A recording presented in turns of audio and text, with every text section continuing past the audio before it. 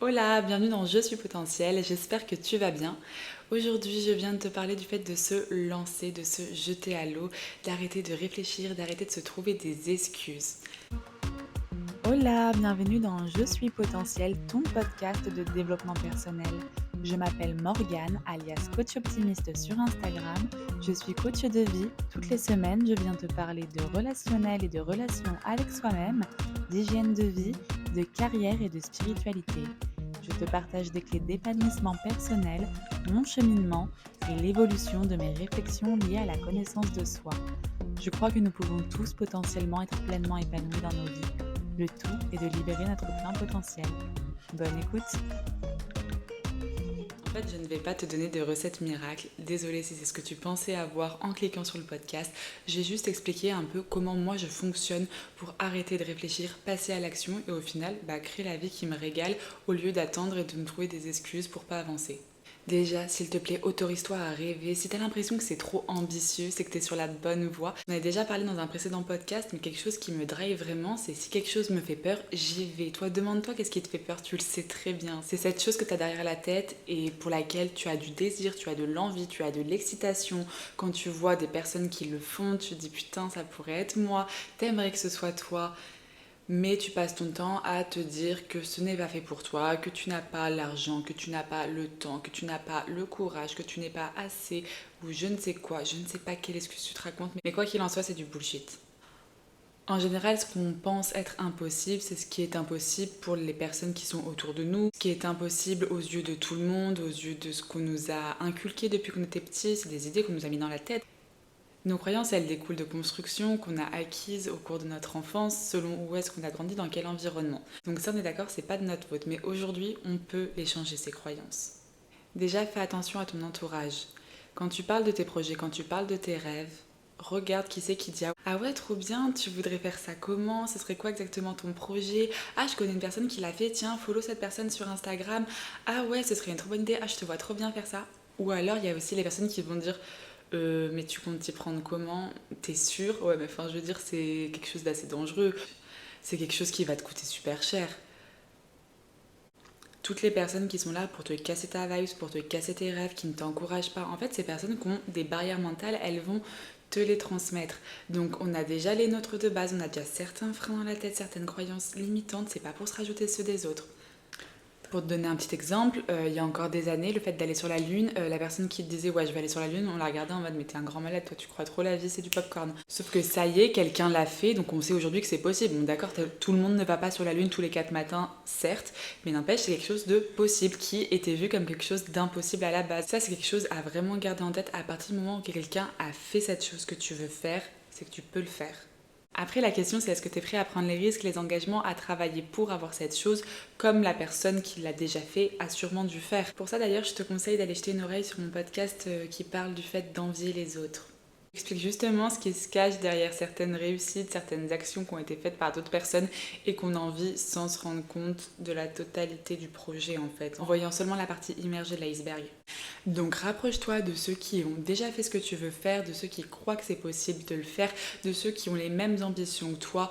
Aujourd'hui, on a la chance d'avoir Internet, les réseaux sociaux, donc même si tu les as pas dans ton entourage proche, c'est pas grave, tu peux lire des livres de ces personnes qui ont fait cette chose qui t'inspire, tu peux regarder les stories, écouter les podcasts, bref, t'inspirer. Et en fait, ça aussi, à force d'écouter des personnes qui l'ont déjà fait, qui croient que c'est possible, ton cerveau, il va capter le message, il va capter que non, c'est pas un délire, c'est pas un rêve, que oui, c'est bien une réalité pour certaines personnes et que ça peut être la tienne de réalité. Tu peux conditionner ton cerveau en mode c'est impossible que je n'y arrive pas, au lieu de c'est impossible tout court. Le tout, c'est de vouloir. Si tu veux vraiment, pour moi, quand on veut, on peut. Je veux dire, en plus, depuis qu'on a Internet, mais toutes les formations, tous les savoirs auxquels on a accès, je veux dire, on n'a pas d'excuses. Oui, il n'y a pas le succès et la réussite qui nous attend à la fin de chacun des projets. Et c'est là que les perceptions, ça rentre en jeu. Parce que même si tu crois vraiment à 2000% à ton projet, il y a toujours une petite part que tu ne maîtrises pas. Et si au final ce projet se termine en échec? En fait, la question c'est qu'est-ce que tu mets derrière l'échec? Il y a certaines personnes qui voient l'échec comme le signe que tu t'es planté, qu'au final c'était pas fait pour toi, que tu n'es pas assez bon, que tu n'as pas les compétences, que tu n'y arriveras jamais. Et puis il y a d'autres personnes qui ont changé leurs croyances, leur perception vers le ok, l'échec ça veut juste dire que c'était pas le bon chemin pour moi, c'était pas la bonne manière d'y arriver. Et en plus maintenant j'ai la chance d'avoir les leçons, tout l'apprentissage que j'ai acquis au cours de ce dernier essai. À partir du moment où tu crois que dans la vie tout arrive pour une bonne raison, tu peux comprendre qu'il y a un peu un storytelling derrière tout ce qui se passe et tu peux vraiment percevoir les échecs comme une histoire de rebond, une histoire de réorientation. Par exemple, si demain ma carrière en tant que coach, elle s'écroule. Bon, je ne sais pas pour quelle raison, mais elle s'écroule. En fait, ce ne sera pas pour rien. Déjà, j'aurai énormément appris pendant ce temps-là, et c'est parce que c'est autre chose qui m'attend de différent et c'est grâce à cet échec-là, à cette fin-là, que je pourrai avoir un renouveau dans quelque chose qui me correspondra mieux. Parce qu'à partir du moment où ça foire, si j'ai donné toute mon âme et que ça foire, c'est que c'est pas fait pour moi. C'est que j'ai pas fait de la bonne manière. Alors soit je retente d'une autre manière, avec les apprentissages de ma première expérience, ou soit je me réoriente, je repars vers autre chose parce que je me rends compte que c'était pas forcément ma voie. Et là, je dis merci la vie de ne pas m'avoir laissé dans un endroit où j'avais rien à faire. Ce que je veux vraiment te dire, c'est essaye, tente. Tu sauras jamais tant que tu n'auras pas essayé. Tu seras toujours prisonnier de tes et si, et si, et si. Parce que si tu veux vraiment y arriver, tu trouveras une manière d'y arriver. Par exemple, l'entrepreneuriat pour moi, c'est venu progressivement, même si j'ai toujours su qu'un jour je me montrais mon business. Je ne savais pas que ça allait arriver aussitôt. Bon voilà, j'ai trouvé la voie dans laquelle je suis passionnée et je me sens pleinement à ma place, très bien. Mais par contre, comment je vais réussir à vraiment avoir mon activité, comment je vais réussir à être sereine financièrement, à vraiment avoir quelque chose qui marche dans la durée, qui est en expansion, dans lequel je peux me développer, comment en fait je vais réussir à avoir mon entreprise qui fonctionne.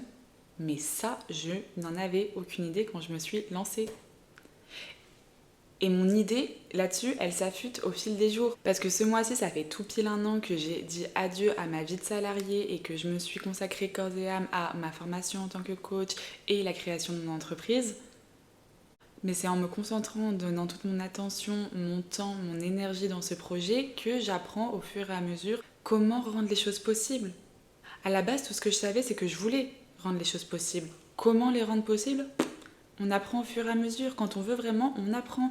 Parce qu'on s'entoure des bonnes personnes, parce qu'on lit les bons livres, parce qu'on écoute les bons podcasts, parce qu'on suit les bonnes personnes sur les réseaux sociaux, parce qu'on change son rythme de vie, parce qu'on se concentre, parce qu'on vibre dans cette direction, parce qu'on attire ce qu'on veut. Petit clin d'œil à mon podcast sur la loi de l'attraction de la semaine dernière. Bref, quand tu veux vraiment quelque chose, tu peux l'obtenir. Et à tous ceux qui se disent je sais pas, je l'ai jamais fait, je sais pas comment faire, ça me rappelle énormément un de mes coachés qui répond souvent ça à mes questions. Il a vraiment envie de faire une reconversion, alors ça se voit, c'est dit, il peut plus le nier, il a envie de changer de job, il ne s'épanouit pas. Sauf que ce qui l'attire, c'est quelque chose de tout nouveau. Donc ça veut dire tout déconstruire sa croyance de j'allais évoluer dans ce métier, dans cette boîte-là, vers le ok, maintenant il faut que je vois la vie différemment, que je me forme, que j'apprenne, que je pose des questions, que je m'entoure des bonnes personnes. Et ça, je comprends bien que c'est des gros changements de vie qui peuvent faire peur, mais si tu te lances pas, tu sais pas à côté de quoi t'aurais pu passer, à côté de quelle vie épanouie t'aurais pu passer.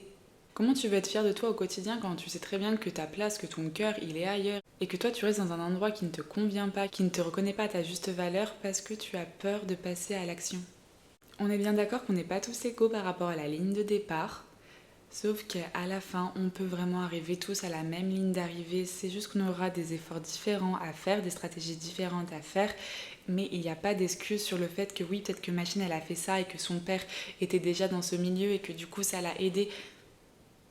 Ouais, mais il y a aussi des personnes qui n'avaient personne pour les aider à la base et qui se sont créées des personnes qui les tiraient vers le haut. Pour ce qui est des voyages, c'est pareil, il y a énormément d'idées reçues. En fait, va voir par toi-même. Il y a des personnes qui ont des mauvaises expériences au Mexique, d'autres des mauvaises expériences en Asie. En fait, il y a des mauvaises expériences de partout, mais il y a aussi de merveilleuses expériences de partout. Et on n'aura jamais les mêmes expériences parce que déjà, on n'a pas tous la même énergie, on n'attire pas les mêmes choses à soi. Et il y a également toujours une part de hasard, on est bien d'accord.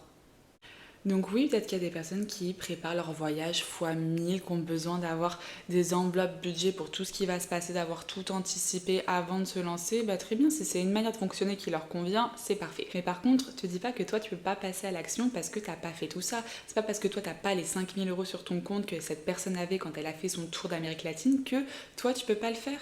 On est d'accord, faut être un minimum réaliste, tu pars pas avec zéro en poche, mais ce que je veux dire c'est que les solutions, ça se trouve. Prends d'abord ta décision. Construis déjà ton projet. Dis-toi, ok, je veux aller là. Comment je veux faire ça? Backpack, valise, hôtel, auberge de jeunesse, chez l'habitant. Genre, ouvre-toi à ce que tu veux faire.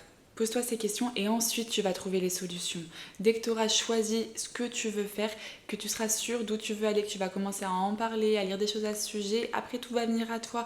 L'argent aussi, tu peux le trouver en cours de route. Tu peux te donner une date où tu voudrais partir. Tu sais que tu as tant de côté pour le moment. Voilà, tu sais que tu aimerais bien avoir un peu plus pour pouvoir voyager plus confortablement. Très bien, maintenant que tu sais où tu veux aller, tu sais ce que tu veux faire, tu sais quand est-ce que tu veux le faire, tu vas pouvoir faire tout ce qui est en ton pouvoir pour réussir à faire plus d'argent, par exemple, pour aller à cet endroit. C'est la même chose si il te faut l'accord de ton boss pour poser ses vacances. C'est pas parce que ton boss t'a pas encore dit oui, parce qu'en soi t'as pas encore demandé tes vacances, parce que tu sais pas encore où tu vas. Enfin voilà, si on commence comme ça, on va nulle part. Commence déjà par trouver ta destination, par te dire je veux y aller, à dessiner un peu le voyage que tu veux faire, et ensuite tu débarques et tu poses tes vacances auprès de ton boss. T'as déjà ton idée en tête, tu sais déjà combien de semaines il te faut. Il t'en faut pas 2, il t'en faut 3, c'est déjà anticipé dans ta tête et tu saurais déjà le justifier. Et du coup, c'est le fait que tu saches pourquoi il te faut 3 semaines et pas 2 qui fait que tu vas sûrement pouvoir appuyer, expliquer à ton boss pourquoi il te faut 3 semaines et pas 2, et que tu auras sûrement prévu ton plan d'action en mode oui, je sais que ma chaîne elle peut faire mon backup, ce projet il sera bouclé d'ici le départ de mes vacances, donc ce sera plus un sujet. Enfin voilà, tu peux commencer à tout anticiper, tout organiser et vraiment te concentrer sur le comment. Mais avant, s'il te plaît, choisis ce que tu veux faire, concentre-toi sur le quoi, le comment il va suivre. La majorité des personnes qui se sont lancées dans quelconque projet ne savaient pas comment ils allaient faire. C'est improvise, tu essayes, tu fais de ton mieux, tu vois ce qui va marcher, ce qui va pas marcher. Pour ton voyage, si t'as même pas la destination en tête, c'est pas un problème. Tu peux juste savoir que tu veux te casser et où tu sais pas, on s'en fout. Genre tu sais que tu veux aller au soleil, parfait. On verra plus tard vers quelle destination tu vas. Pour le moment, tu sais que tu veux te casser, tu sais que tu vas tout mettre en œuvre pour pouvoir te casser. Si t'as des projets, s'il te plaît, lance-toi. Ne regarde pas les autres vivre leur vie derrière un téléphone et toi, va vivre la tienne. Fais-toi confiance, prends des risques. Oui, il y aura des insécurités, tout ne peut pas être écrit, tout ne sera pas safe. Et c'est la vie. T'es la seule personne qui peut te sécuriser de par ta capacité à rester calme, à savoir que tu trouveras des solutions, peu importe la problématique. Tu peux rebondir, t'as un cerveau qui fonctionne très bien, tu peux t'en sortir. A priori, à moins qu'on cache de la drogue dans ton sac à l'aéroport et que tu finisses en tôle en Colombie, là, peut-être que tu auras besoin d'un peu plus d'aide et que tu pourras pas solutionner le problème par toi-même comme ça. On est d'accord, c'est un cas un peu exceptionnel, mais globalement, c'est pas quelque chose qui devrait t'arriver. Puis si on part sur les et si, imagine, il peut t'arriver des dingueries de partout, et même en France. Je pense qu'il suffit d'allumer les infos pour savoir qu'on n'est plus en sécurité nulle part. D'accord, il y a des endroits plus ou moins safe, mais bon, globalement, il n'y a personne qui peut prévoir quand quelque chose de dangereux, de grave va t'arriver, donc vis ta vie. Arrête de te laisser contrôler par tes peurs et lance-toi, n'aie aucun regret. Si toi ton kiff c'est les festivals de musique, eh bien au lieu d'en faire un par an parce que c'est bon, tous mes potes y vont, donc du coup c'est l'opportunité pour moi d'y aller, n'attends pas que tous tes potes y aillent, vas-y par toi-même. Dès que tu sors, dès que t'es avec des gens, parle du fait que t'es passionné par les festivals, il y a quelqu'un qui va dire oh putain moi je veux bientôt à un festival, mais non c'est quoi? Hop on va te donner le nom du festival, ça se trouve tu vas pouvoir te greffer un autre groupe, aller avec ce groupe ou juste y aller par toi-même parce que t'auras vaincu cette peur du regard des autres liée au fait d'être seul et tu vas juste aller kiffer ton festival par toi-même. Et qu'est-ce que tu vas faire? Peut-être que tu vas vouloir partager ça sur les réseaux sociaux et que petit à petit, tu vas mettre en place des vlogs, des vidéos où tu partages tes meilleurs festivals, que tu vas te faire repérer par je ne sais qui, parce que j'y connais rien à ce milieu-là, mais qui organise des festivals et qui veut des personnes pour documenter comment ça se passe vraiment côté spectateur. Et que du coup on va commencer à t'inviter dans ce genre de festival et qu'en fait peut-être que tu vas quitter ton job et que ton job ça va être de documenter les meilleurs festivals et qu'en fait tu vas juste commencer à vivre une vie de malade mental, genre la vie que tu aurais jamais rêvé avoir. C'est ça que j'entends par rêver grand, c'est que derrière chaque chose que t'aimes faire, il y a des projets à développer, il y a des choses à essayer pour ne pas avoir de regrets et kiffer sa vie, putain. C'est vraiment un sujet qui me tient à cœur, comme tu peux voir, ça me tend un peu quoi, parce que je vois tellement de personnes qui sont bourrées de potentiel et qui pourraient tenter des choses qui les font vibrer et qui sont dans une vie vraiment ennuyante. C'est pas moi qui le dis, parce que t'as le droit de t'éclater dans un job que moi je considère être merdique. Moi ce qui m'importe c'est que tu t'éclates, que tu passes pas à côté de ta vie. Alors on est d'accord, il y a des périodes qui sont un peu moins stimulantes parce que t'es en train de préparer autre chose et là, bon ben tout se passe au mental, il faut réussir à avoir un peu le bon côté de cette vie un peu moins fun parce que la vie c'est des montagnes russes, on est d'accord, il y a des moments de plat, mais si dans ta vie il n'y a pas au moins un projet qui te fait vraiment vibrer, ou tu sais, c'est un peu dangereux, mais tu te dis, allez, c'est bon, je me lance, au pire, bah, j'aurais essayé. Tu vois, ce petit grain de folie, cette petite peur, ce truc qui fait que t'es fier d'essayer, même si t'es pas du tout sûr de où ça va aller. C'est bon, j'en ai fini pour aujourd'hui, je te laisse tranquille, je te fais des bisous, je te dis à bientôt. Si t'as aimé ce podcast, si t'as envie de donner de la visibilité, de m'encourager, ces petits commentaires, abonnements, petits likes, ça m'envoie du love et ça m'encourage à continuer. Je te fais des gros bisous, je te dis à bientôt.